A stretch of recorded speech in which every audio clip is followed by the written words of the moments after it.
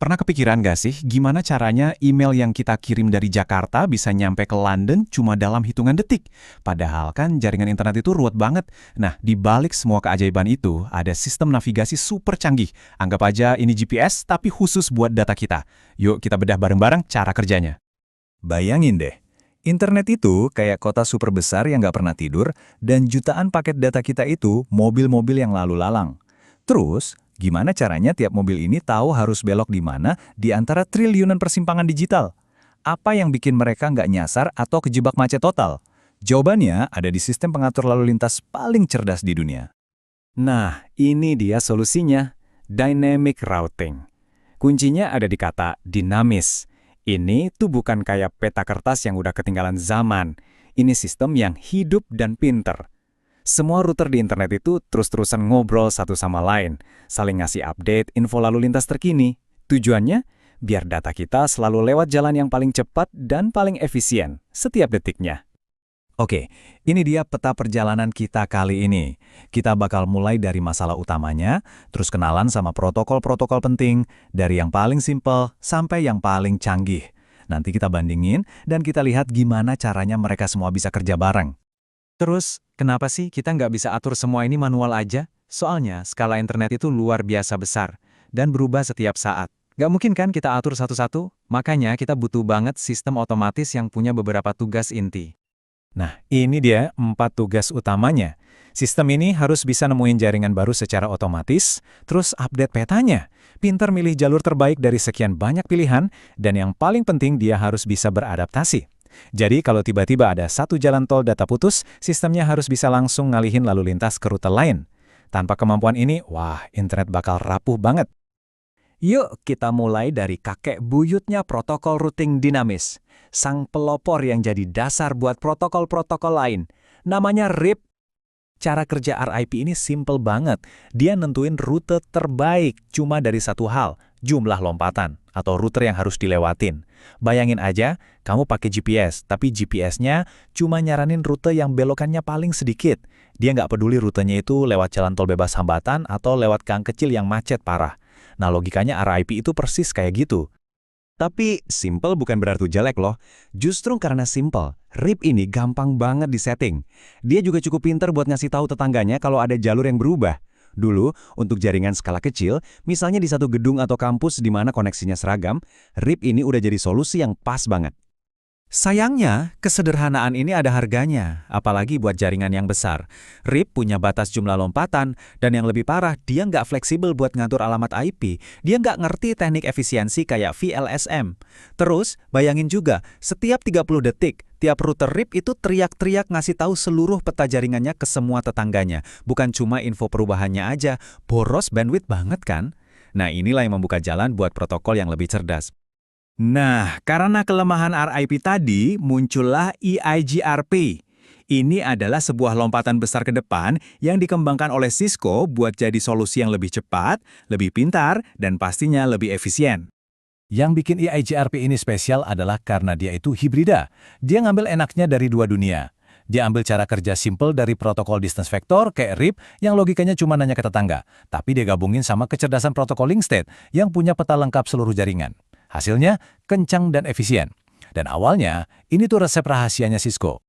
Coba kita lihat kehebatannya. EIGRP ini jauh lebih hemat, dia udah dukung desain jaringan modern yang fleksibel, dia juga punya algoritma cerdas namanya Dual, yang nggak cuma nyari rute terbaik, tapi udah nyiapin plan B, alias rute cadangan kalau rute utamanya kenapa-kenapa.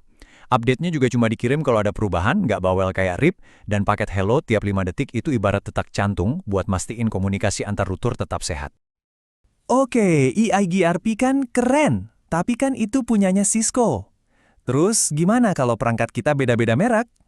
Nah, untuk itulah kita punya OSPF, standar industri yang kuat dan terbuka buat semua.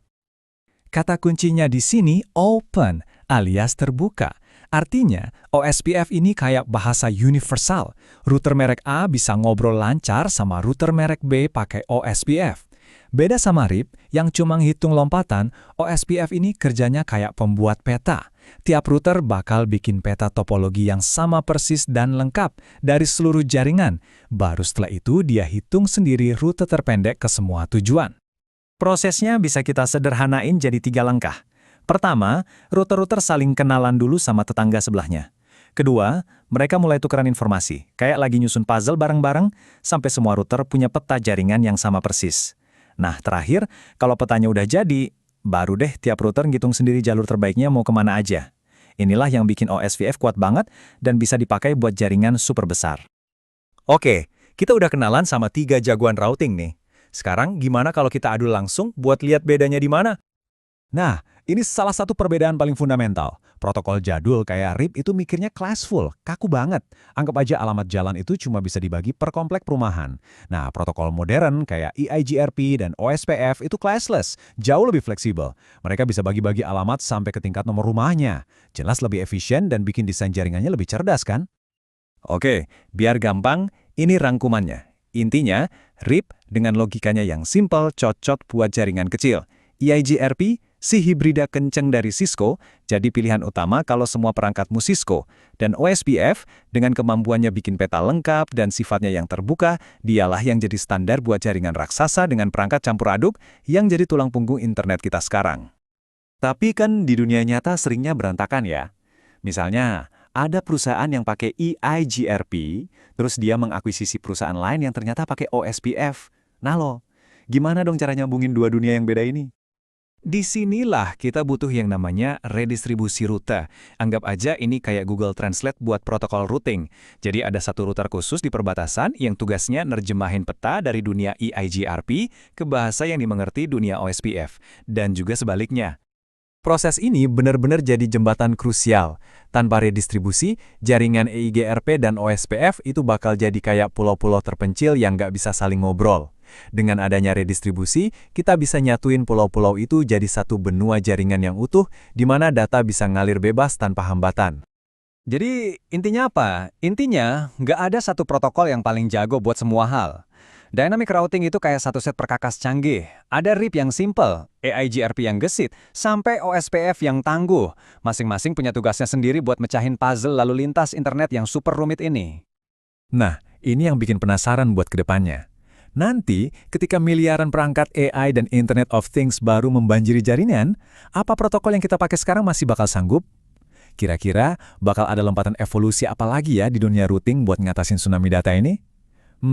Pertanyaan yang menarik buat kita pikirin. Terima kasih sudah menyimak.